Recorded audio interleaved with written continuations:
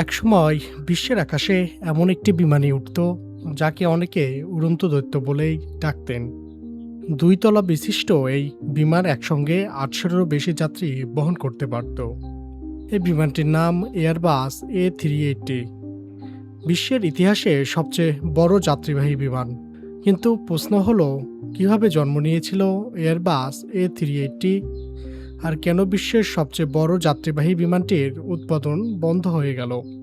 এসব নিয়ে আলোচনা করা হবে নিউজ ভিশন 24-এর আজকের পর্বে। এয়ারবাস A380-র গল্প শুরু হয় ১৯৯০-এর দশকে। তখন বিশ্বজুড়ে আকাশপথে যাত্রী সংখ্যা দ্রুত বাড়ছিল।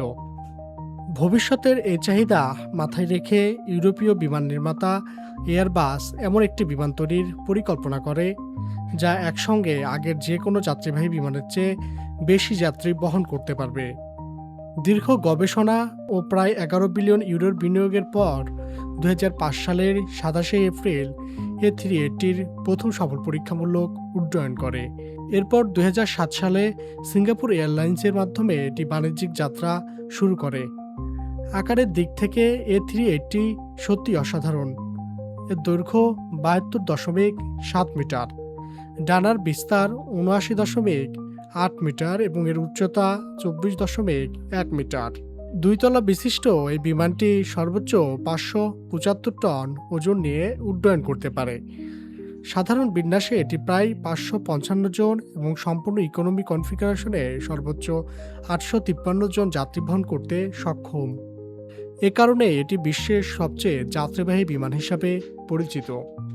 শুধু বিশাল আকারই নয়, A380-কে আলাদা করেছে এর প্রযুক্তিও। এটি বিশ্বের প্রথম পূর্ণাঙ্গ ২ তলা বিশিষ্ট যাত্রীবাহী বিমান, যেখানে ২ তলাতেই যাত্রী বসার ব্যবস্থা রয়েছে। ফলে বেশি যাত্রী বহন করেও ভ্রমণকে আরামদায়ক রাখা সম্ভব হয়েছে। ৪টি শক্তিশালী টার্বোফ্যান ইঞ্জিনের সাহায্যে বিমানটি একবার জ্বালানি নিয়েই প্রায় ১৫,০০০ কিলোমিটার উড়তে পারে। শুধু আকারেই নয়, যাত্রী সেবার দিক দিয়েও এয়ারবাস A380 ছিল অনন্য। এর প্রশস্ত কেবিন, বড় জানালা, কম শব্দের পরিবেশ এবং অত্যাধুনিক কেবিন প্রযুক্তিও দীর্ঘ যাত্রাকে করে তোলে আরও আরামদায়ক, শান্ত ও উপভোগ্য।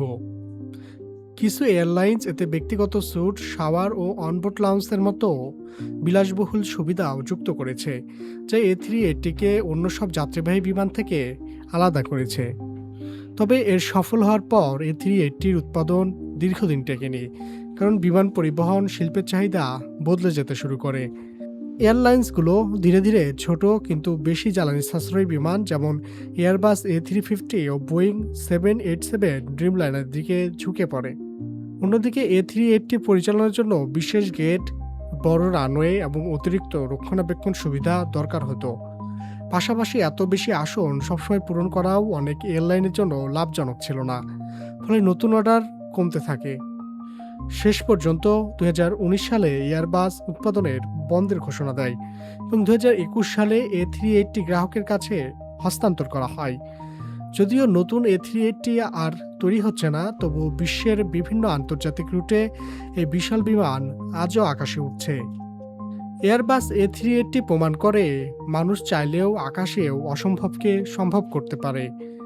যদিও আজ এর উৎপাদন বন্ধ, তবুও বিশ্বের সবচেয়ে বড় যাত্রীবাহী বিমান হিসাবে A380 সবসময় বিমান চলাচলের ইতিহাসে এক বিশেষ স্থান দখল করে থাকবে। ভিডিওটি ভালো লাগলে অবশ্যই একটি লাইক দিন, আর বিশ্বের এমন আরও তথ্যভিত্তিক ডকুমেন্টারি দেখতে নিউজ ভিশন 24 চ্যানেলটি সাবস্ক্রাইব করুন।